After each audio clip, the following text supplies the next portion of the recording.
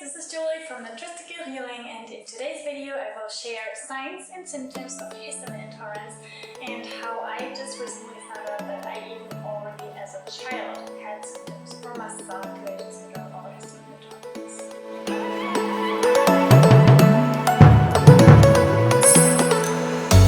You blow my mind. I don't know if you know yet. I've tried some time. First of all, what is the difference between Mastocytosis syndrome, mastocytosis, and histamine intolerance? Histamine and other inflammatory elements are contained within a mast cell, which are in many locations of our body. The mast cells then release these inflammatory elements as needed by the body to fight infection, to help wound healing, or to fight any other symptoms the body sees as an invader. The problem arises in some people when we either have too many mast cells or mast cells that are just leaking too many of these inflammatory molecules into the body and wreaking havoc in our system. So first let's talk about mast cell activation syndrome. Mast cell activation syndrome happens when immune cells called mast cells are overreactive, sending out too much histamine and other inflammatory elements. Mastocytosis involves inappropriate mast cell activation as well as increased numbers of mast cells. Histamine intolerance is when your body has too much histamine. There are four major pathways in the body that break down histamine.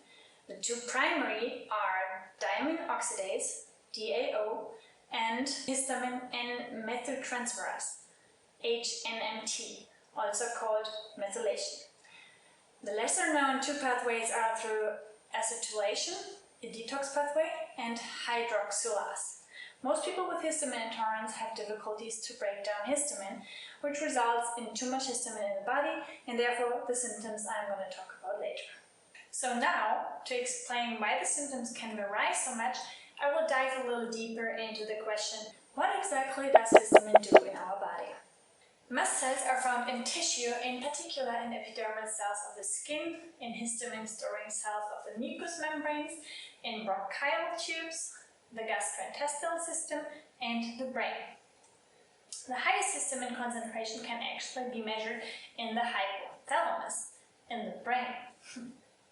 I didn't know that before.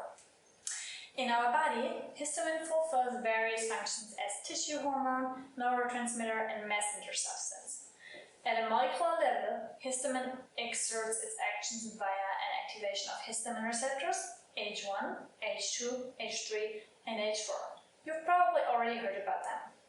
Histamine then acts by binding to these target receptors. Okay, now let's dive deeper into what exactly do these different receptors do. An activation of H1 receptors is primarily responsible for the allergy symptoms triggered by histamine. These include itching and pain with hives and flush. In the central nervous system, histamine is involved in triggering vomiting and the regulation of the sleep-wake cycle via an activation of H1 receptors. H1 receptors also play a part in regulation the release of hormones such as adrenaline. Besides, it seems to play a part in the regulation of body temperature, the central control of blood pressure, and pain perception. Next are H2 receptors. They are involved in the regulation of gastric acid production and bowel movements. An increase of gastric acid production may be interpreted as a component of histamine-induced immune reaction. A rapid transport of the intestinal contents leads to diarrhea and may also be seen as an immune response. A stimulation of H2 receptors also leads to an accelerated or stronger heartbeat. The H3 receptors are primarily found on cells of the central and peripheral nervous system. Histamine influences indirectly the activity of these neurotransmitters, and through these mechanisms, the H3 receptors play a role in the central regulation of hunger and thirst, the circadian rhythm, body temperature, and blood pressure. Furthermore, these receptors are said to be directly or indirectly implicated in the pathophysiology of neurological pain, schizophrenia, Parkinson's disease, and ADHS.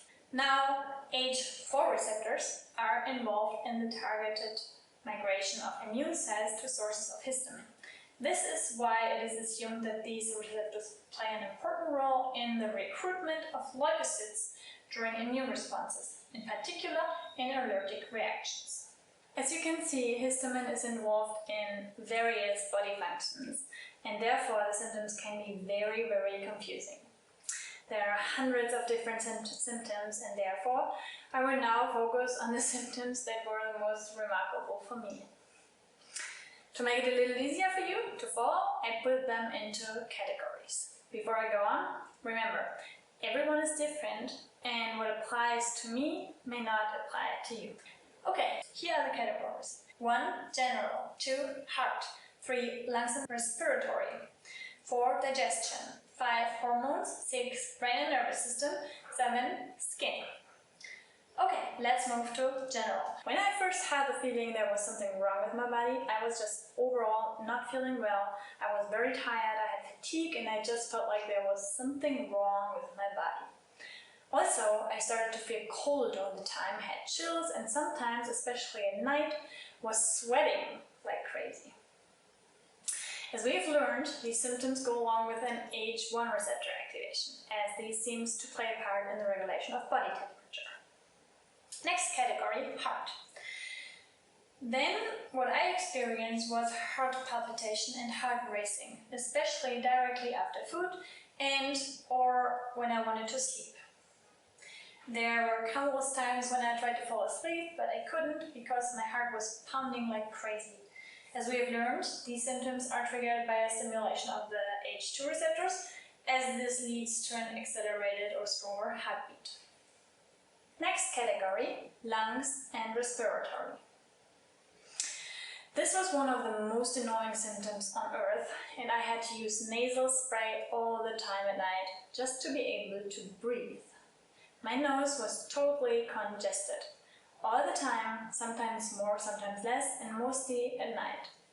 This symptom even stayed when I switched to an anti-inflammatory and anti-histamine diet, and I could only get rid of it when I switched to a raw vegan diet. This symptom is triggered by histamine docking to H1 receptors because it is primarily responsible for the allergy symptoms triggered by histamine. Next category, digestion. As histamine is heavily involved in our digestion, we can have many symptoms in that area. One I had very often, especially when eating really high histamine food, is nausea, as well as diarrhea and or constipation, which didn't happen very often for me. One other symptom was having heartburn. As we've learned, H2 receptors are involved in the regulation of gastric acid production and bowel movement. Therefore, it can easily happen that we have either too much or too low stomach acid. With stomach acid, it is very important though that we find out whether it is too high or too low, for example with the baking soda test, if you've heard about that, before we dive into something like H2 receptor blockers or stomach acid blockers. Having enough stomach acid is very, very important and key for a healthy life. Our stomach acid protects us from all kinds of bacteria, viruses, and pathogens. When I had stomach cramps from an inflamed stomach and the doctor gave me stomach acid blockers, I luckily said, hell no, thanks, because I'm pretty sure that would have made everything really worse. Instead, I started to drink flaxseed slime to heal my gut lining. Yes, you have heard right, flaxseed slime. It worked wonders, and soon my stomach was healed. If you want to hear or read more about it, just comment below and I will definitely get back to you. So it worked wonders, and soon my stomach was healed. Now I do take lemon water every day on an empty stomach to enhance my stomach acid. Next category, hormones. One common symptom of histamine intolerance or mast cell activation syndrome is PMS and hormonal imbalances. Histamine intolerance can be triggered by, for example, estrogen dominance alone. What I also experienced was aggressiveness and huffiness. Yes, my boyfriend had a really hard time with me. And another symptom is sleep disorder. I'm not 100% sure if that is a standalone category, but I put it under hormones because our circadian rhythm is heavily influenced by hormones. Still, when I have histamine symptoms, I just cannot sleep in at night, which is a very annoying symptom. Here, H3 and H1 receptors come into play as they do influence neurotransmitters, hormones, and the circadian rhythm. Next category, brain and nervous system. This one is a really big one. I had many symptoms in this area. I had migraines, brain fog, forgetfulness, feeling of hopelessness and being in a funk, sensitivity to smells and light, like smoke, cleaning products, perfume, candles, basically everything. Restless legs, especially at night, difficulty to concentrate, short-term memory issues, trouble with attention, you name it. I guess this is a H1 receptor activation, but I'm not 100% sure myself. The next one is a very, very big one too, and this is where I just realized recently I already had histamine or mast cell issues as a little kid. Skin. I remember when I already had very itchy skin when I was little that was triggered by a nickel allergy. I would have allergies to my earrings, I guess they were not all nickel free yet when I was little, and I'd have an allergy on my pants buttons. Now I only wear gold and silver earrings, and I guess buttons are just not made of nickel anymore. I already always had a very high sensitivity against stitches or bug bites too. Bug or flea bites would swell up like crazy. I remember me having this size of bites instead of other people who would have them like sizes like this. We had chickens at home and I would easily get flea bites. They would swell up like this, seriously. And I still am very sensitive to any kind of bugs or mosquito bites or whatsoever bites basically. Next thing is clothing. Wool, tags on clothes, everything would itch like crazy. I still cannot stand wool on my skin. And also chemical laundry detergent. Not that I know I was sensitive to especially laundry detergent when I was little, I don't really remember, but now it is definitely so. Even the smell of clothing that was washed with just regular laundry detergent. Next thing, flushing. A very, very important sign of histamine intolerance or mast cell activation syndrome. When I was together with my friends, like when I was younger, like 16, 15, 14, I would always get this extra hot face and my ears would be red like crazy. Okay, there may have been alcohol involved sometimes, but still, it was there even without alcohol. Next was adhesives. Also already when I was a kid, I would get crazy itching from adhesive and swelling also on band-aids. I guess they have improved the formula, so I don't have that anymore, but that was also a sign of mast cells going crazy.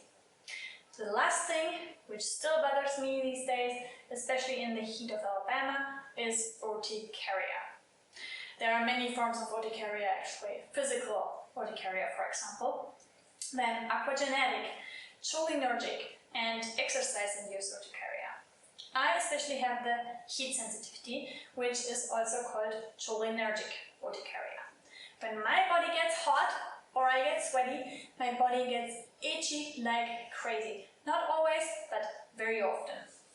And also the pressure sensitivity, which makes that I can write on my skin. Although all other histamine symptoms have already pretty much faded, this one is still an issue. My skin is really sensitive.